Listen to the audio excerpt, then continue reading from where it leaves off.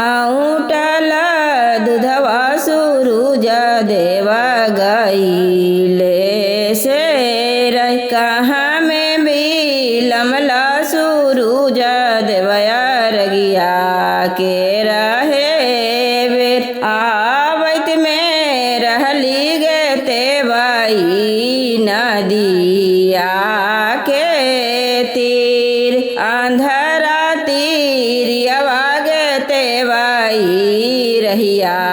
धाई ले खाड़ नाये नदी ऐते गे ते बाई भेगे लो कुबेर आउटल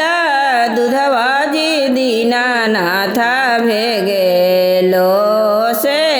राई कहाँ में बिलमला जी दीनानाथ रगिया के रहे बेर कहाँ में बिलमला जी दीनानाथ रगिया के रहे बेर आवत में हलियै गे ते बाई नदिया के तीर बाँझी तीरियवा गे बरती रहिया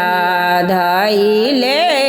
खाड़ कोखा पलटैते गे बरती भेगे लो कुबेर आउटल दूधवा सूरुज देवा भेगे लो से राई कहाँ में बिलमला सूरुज देवया रगिया के रहे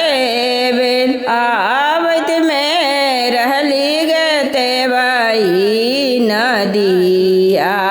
के तीर कोढ़िया तीरियवा गे बरती रहिया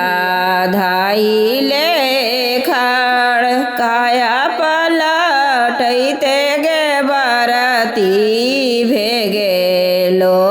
कुबेर काया पलटैते गे बरती